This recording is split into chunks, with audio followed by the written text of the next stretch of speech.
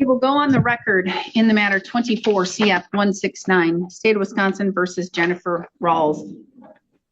The state appears through Assistant District Attorney, District Attorney Kevin Schmidt in person. We have Ryan Reed, Defense Counsel, in person, as is Ms. Rawls. We're set today for a plea and sentencing. The parties have reached an agreement. Mr. Reed, can you please recite the agreement for the record? Thank you, Your Honor. District Attorney Schmidt, can you state the offer on the record? Yes. What the length of it? 14 years, 8 months. A little bit, yeah, 8 months. Total of $87,850.94. Stipulated restitution. It's actually 88,000. It's just since she has 1,000 posts. I know that. I see that. Okay. And monthly payments of $500. Yep. So it's the plea to that one charge. A trusted manager. Nearly $88,000 gone. No addictions. No excuses. Just one massive betrayal. Now the court must decide prison or a second chance. Given her past and given her work on this case to work towards making the victim whole. So we're asking the court to follow the joint recommendation because we believe it's appropriate given the factors, Your Honor. Thank you. All right. Thank you. Ms. Rawls, this is your opportunity to provide any statement to the court that you wish. You don't have to, but it's your only opportunity to tell me anything that you think I should know or be aware of as it relates to this matter and to sentencing, okay? Okay. I don't have anything to say. Okay. Again, I don't understand how $87,000 or $88,000 was used to pay for fines and stuff. That's a lot of fines and stuff, even if it's over a course of multiple years, as we have. It's just 1 year. Well, it's February 7th, 2023 to July 6th, 2024. That's a whole lot of fines and stuff.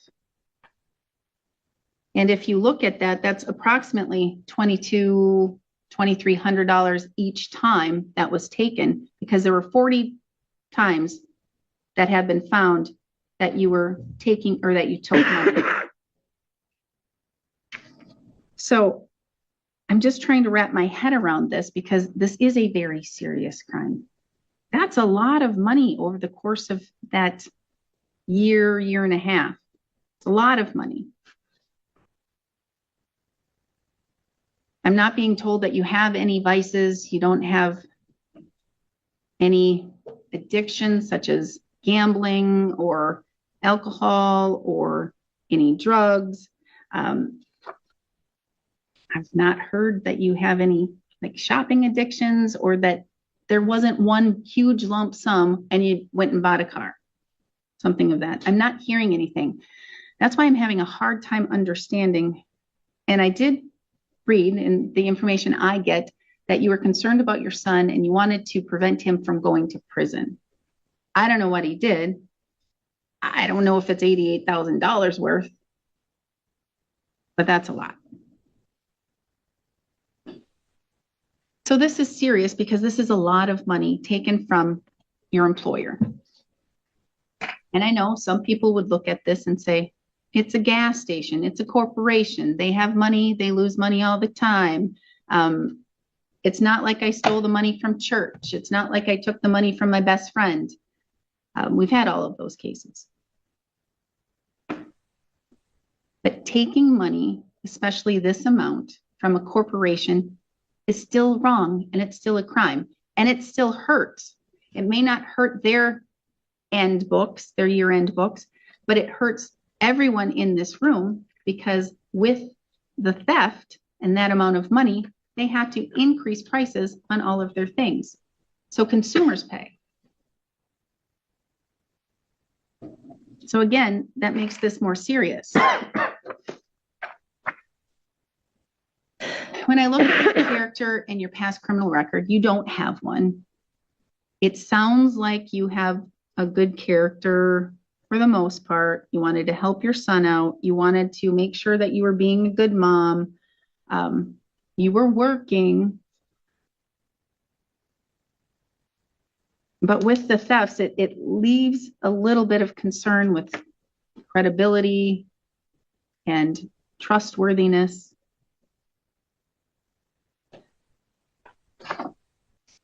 I don't have anything that says that you are in need of going to prison or even serving time in jail for this at this time. The number one goal in cases like this is restitution, making the victim whole, making sure that they get all of the money back that was taken. So that's why deferred judgment of conviction is appropriate in this case. And I can see that because if you're in prison or if you're in jail, you cannot work, you cannot pay this back. In prison, I think they get 15, 20 cents an hour. You'll never pay it back. So this is a good plan. And hopefully you're going to be able to make payments above $500 a month, and you can have this felony off of your shoulders, and the victims would be made whole. And in the end, everybody wins, and you still have punishment with the 2 convictions. Because you're 39 years old, and now you're a criminal. Now you have convictions on your records that can't be hidden, and they're thefts. That will continue to follow you, and it will continue to follow you with each and every employment that you engage in. That's unfortunate, but you brought this upon yourself. When I look at needing to protect the public, that aspect, I don't need to protect this victim anymore. You're no longer employed there. I just need to protect this victim in looking at getting that restitution back. I can't protect your other employers because I don't know where you work and I don't know where you're going to work. So as of today, I can't do that or look at that.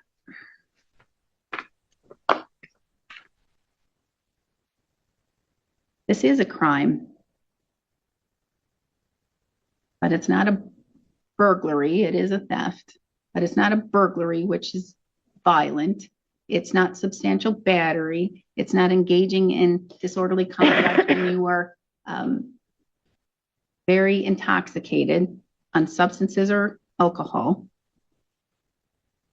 And I've been on enough cases like this to know that what Mr. Schmidt stated is accurate and true. When a person engages in this type of theft, and they take it here and they take it there and they take it again there and here, it doesn't compute in the brain how much it adds up to. Because I'm guessing when you saw that 88 and some $1,000, you went shock. And you're like, oh my God, that can't be true. That can't be accurate. How was it $88,000? And you're shaking your head up and down, yes. And then the impact of this is huge. It's affecting you. It affected the community. It affected the gas station. It's affecting your kids. And it will affect your future employment. With regards to this matter, again, in hearing the arguments of the counsel, of both counsel, and knowing the number one goal is restitution, I will accept the deferred judgment of conviction for that felony. You're going to be given a second chance with the felony matter. With regards to the 2 misdemeanor thefts, I can't follow that recommendation. Because even though you are not appearing to have substance abuse issues, you're not appearing to have other criminogenic needs, that's what, I don't know that. And I don't know why all of this money was taken and what it was for. Only you know that. And maybe, I don't think Mr. Reed even knows that. Because if Mr. Schmidt doesn't, it's not in the discovery. Only you know why. Because again, having a hard time thinking 88,000 is fines and stuff. So I am going to place you on probation for a period of a year. You should have some supervision. You should have some understanding of the severity of this crime. Conditions are going to be absolute sobriety, no alcohol, no use of any illegal substances, no paraphernalia, no medication without a prescription. I'm going to say drug testing, and your agent, drug and alcohol testing, your agent can determine when and how often to do that. I am also going to say that at least for the period of this year, you must inform every employer what you did. They deserve to know. My employer does know. I'm glad to hear that. You're Let being them know. upfront and you're Yes. being honest. And that tells me, again, you're owning this. Yes, I did let them know and talk to her specifically about it. So I'm very glad to hear that. So if you change jobs, though, you have that condition, you have to let them know and update them on the matter.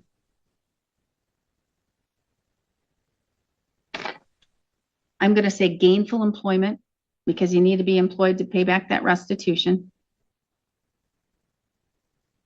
Any other programming that your agent deems necessary. I'm also going to say a mental health evaluation. See if you need some type of therapy or what's going on. Because again, I don't know exactly what's appropriate here because I don't know exactly where the money went. Okay. And so I don't know if you are struggling with issues. I don't know if there's things that you need to deal with. But having the evaluation will say if you need any further treatment or something. It's always good to have therapy anyway, right? I don't know if you go, it's good to have therapy. But so you have that evaluation and you follow the recommendations. If there are none, you don't do any more. Okay? okay. With regards to any sentence, I'm not doing withheld. This is too serious, again, to not do a withheld sentence. It's going to be imposed in state. I'm not going to have you do any upfront jail because, again, that takes you away from your employment. I need you to pay the money back. And so you know, I have hearings, even if it's just a DJOC, when there's restitution involved, and I make sure that restitution gets paid. All right? Because it needs to be paid. But you have the hammer over your head of if you do not pay, judgment will be entered and you could be sentenced to prison. Right. So I'm going to sentence you to 9 months, the max for both of these consecutively. So that means 18 months in jail if you are revoked off of probation. So this is your year to shine. This is your year to do all that you need to do to prove who you really are and that this isn't you and it should not define you. And it also ensures that at least you're going to understand the seriousness of this and you're going to do what you need to do and pay it back. You have 20 days to appeal. Should you fail to appeal within 20 days, you do lose that right. If you fail to pay your fines and fees, which are $443 per misdemeanor, you fail to pay that, and payments are going to start now. You're going to have to pay this restitution. You're going to have to start paying the payments for the fines and fees. It's going to be a double whammy, but you're going to have to do it and figure it out. You pay the restitution to the district attorney's office. You pay the fines and fees to my clerks. Okay. So with regards to the matter and how much is owed, that would be a total of $886. I don't know if there's anything on top of that. They have some surcharges that they may add. I don't know. You're going to have to make payments of at least $100 a month. Okay. Okay. I don't want to make it too high, but I don't want to make it too low either. You need to understand the seriousness, and that's where this punishment part comes.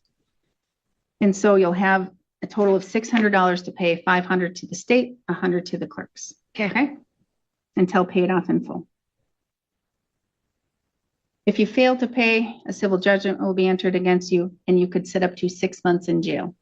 So if you're going to miss a payment for some reason, you have to let me know and have to let me know why, so I can make a determination of whether or not you can miss a month. Okay.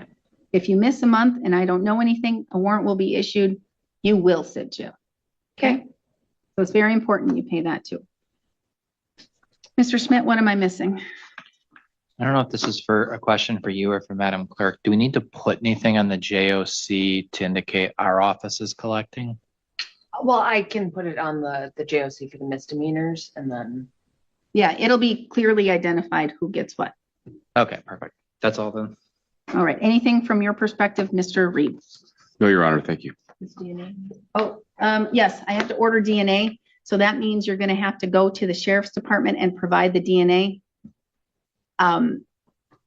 With the misdemeanors, you would have the ability to request the DNA be expunged from the system, from the CODIS system, if you know what that is, through a written letter to the Department of Justice, not to this court, to the Department of Justice. You can Google it. It's pretty easy.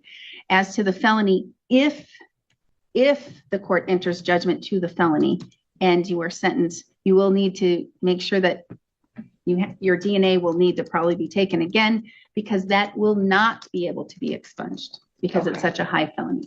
Okay? All right. I think that's it. Make sure you go right to the jail, to the receiving, and you provide your DNA, and then you're free to go pay the $150 within 60 days and start making your payments. Okay? Okay. All right. Thank you. We are adjourned. Oh, yes, I'm sorry. And you have to report to probation because it's 4 o'clock now. I'm going to say that you have until tomorrow at 4. What do you work tomorrow? I do work tomorrow. What time do you work? 10 o'clock. Until when? 8 p.m. Okay, so you have to report tomorrow morning before 10. They're open at 8 or 8:30. Okay. So go report, make sure that they have your information. And you're still on Park Street. Yes. 3081 is your telephone. Yes. All right, thank you. Then do that tomorrow morning. Okay. Thank you. I do have a doctor's appointment tomorrow morning. Is there any way I can maybe talk to my work and go in there before I work? I have a doctor's appointment at 9:30 in What Frederick. about Wednesday? Tomorrow is Wednesday. Oh, I'm sorry. My days get all mixed up. Thursday. Thursday, I don't work until 1. All right, so you have Thursday until noon Okay. to report to probation. Okay. Okay? Perfect. Thank you. All right, thank you. We are adjourned. Thank you, Your Honor. Thank you, Mr. Reed. It's always nice to see you. $88,000. 1 year, 40 separate thefts. Trust is easy to break and almost impossible to rebuild. This wasn't about addiction. It was about choice. And now, every payment is a reminder of that decision.